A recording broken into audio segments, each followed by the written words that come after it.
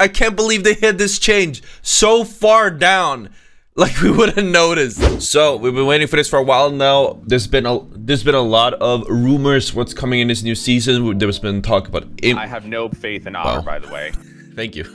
Offline sub, thank you. There's been talks about nerfs to aim assist, nerfs to tap strafes, complete overhauls to a lot of systems put in place, new legends, just so many cool things in this new season. So I'm really curious to see what we're actually going to be getting. I haven't read this or anything. I actually just woke up from a nap and I'm here ready to be on the grind. I got my trusty coffee with me.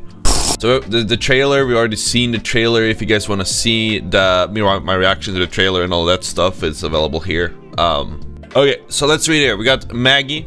Her passive temporarily highlights enemies when damaged, that have been damaged. No movement speed penalty when wielding shotguns.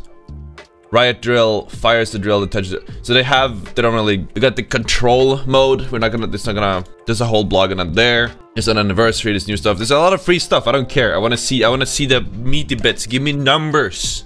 Numbers. Numberos. Por favor. That's not Spanish. I don't know what I said. Okay, Olympus map update. Storm Point updates. Oh, holy crap. Okay, so we got some numbers here for the wildlife on Storm Point, because as everyone knows, the Storm Point wildlife has been awful.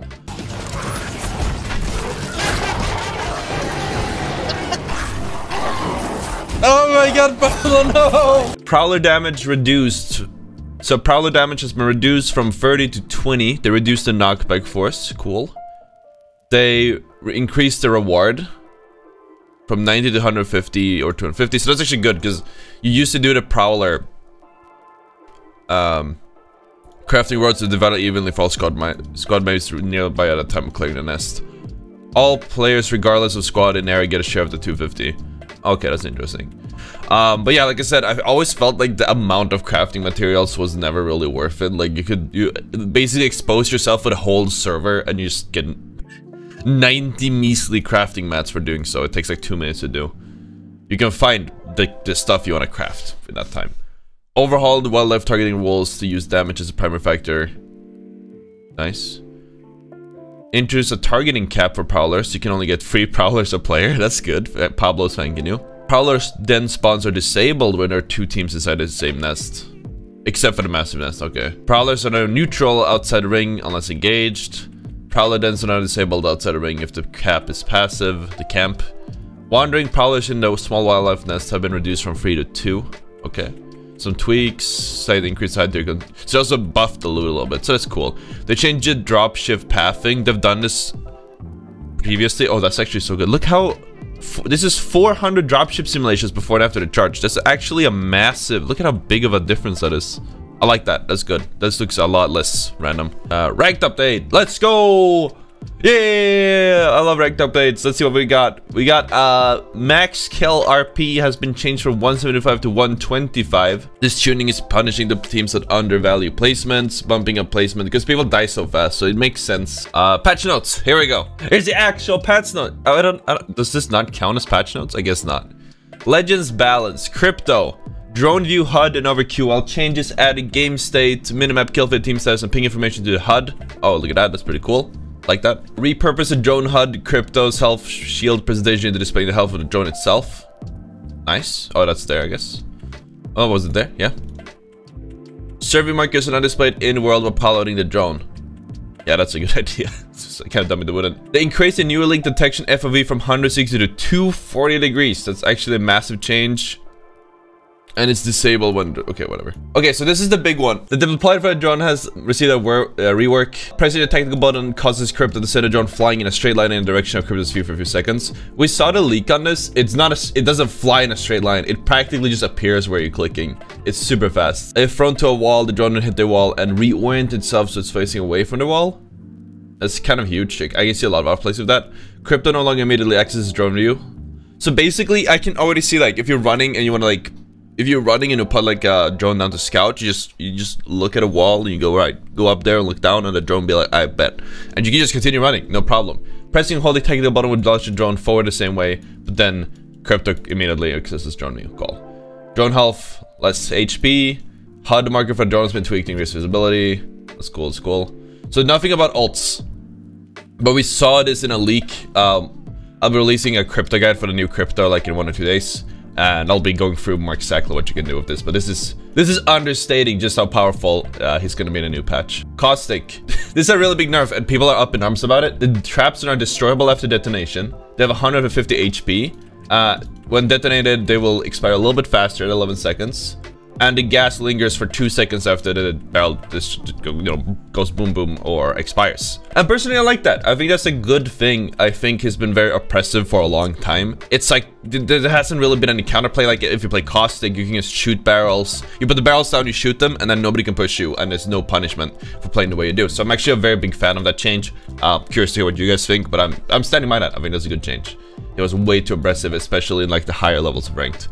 And if you played Caustic in pubs installed, then yeah, you deserve this. Okay, so we got the supply drop rotation. Alternator SMG, remove disruptor rounds.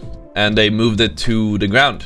Yes, Volt, 2 more damage, 2 more shots in the mag, and goes into the care package. We did know this. Hop-ups, kinetic feeder. Sliding with the connected feeder significantly speeds up choke time and automatically reloads rounds. Good thing slide running is in the game. Hammer point rounds P2020 Mozambique at RE45 on the hammer point. Okay, you're wilding.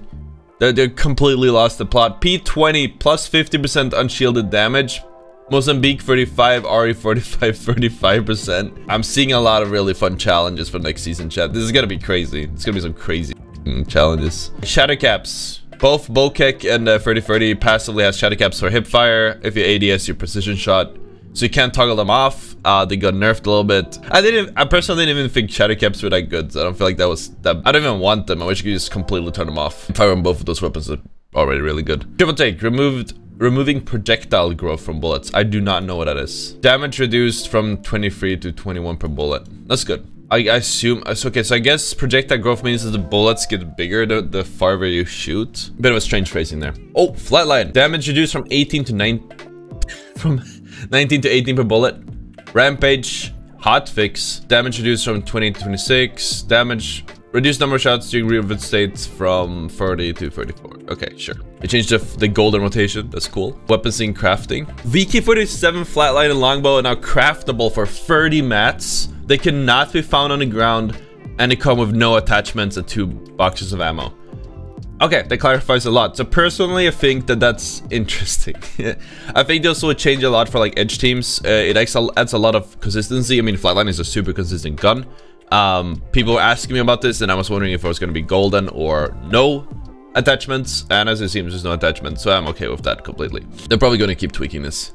Medkit price lower from 20 to 15. I like that. And okay, whatever. And now we got a whole row of bug fixes and quality of life changes. Let's just see which ones are important here. Replicator fix for cases where an item could become stuck inside of the crafting with a full inventory. That's a good one. Happens way too much. Fix an error that would tell players to come back and they could win matchmaking.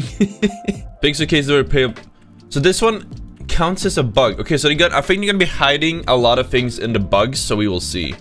Fix for cases where players were able to use melee on inclined surfaces to get speed boost when sliding. So that's punch boosting. They nerfed punch boosting, but it doesn't have its own part. You'd have to scroll down and find it. Fix for cases where Rampage removing the extended mag causes the rev bar to appear forever. Fix for cases where the timer for charging the stand down on Rampage was not showing the correct talent for animation. Super good. I cut that too much. It was super annoying. Reduced L-star impact VFX. Huge. Radical color customization, limiting values to 0 to 225 to avoid exploits. Oh, that's so sad. There's so many fun, like, radicals out there. I was actually gonna do a challenge where there's some, like, they have, like, glowing ones and black ones. Just so many cool different radicals, but I guess they were had enough of that. My trusty green radical wins again. Audio fix for cases where R99 gunfire SVX persists with spectator changes to another player while R99 is fired. Yeah. Cases where players were unable to shoot the chain link fences at antenna. Wait, you were supposed to shoot through those? At this point, I just assume you weren't supposed to do that. That's such a massive change, and I'm just glossing over it as a bug. Okay. Change fragment from high tier loot to mid tier loot. No, wait, they didn't mention that. That makes so much sense, chat. Change fragment from high tier loot to mid tier loot. This was happening in the 11.1 update, but was inadvertently omitted from the patch notes. I gotta take a screenshot. I knew I wasn't crazy, chat. Loot has been so bad lately. It has been so bad, and they're hiding it. I can't believe they hid this change so far down. Like, we wouldn't notice. That's crazy, dude. What else you got? This is how you gotta read the bugs, chat. You gotta read the bugs. So the way. Okay, so nothing is relevant. Okay, you get the ability to see teammate survival item when inventory is open. That's good to have as well. I didn't mention this when I'm recording this, and I'm in the editing stage right now, but they didn't mention tap strafing at all. As we know, some creators got access to the 9v9 control game mode, and in that mode, tap strafing did not work. It was limited to about 90 degrees. However, when we jump into the patch notes, there's not a single mention of tap strafing, lurching, or scrolling, or anything. There's no info. In addition to no aim assist, I'm starting to think these controversial topics have been inadvertently omitted. We'll probably have to see later on for Respawn to actually reach out and, you know, provide a clarification, but you know how they are sometimes. Anyways, see you guys over at twitch.tv/Ottr. See you there.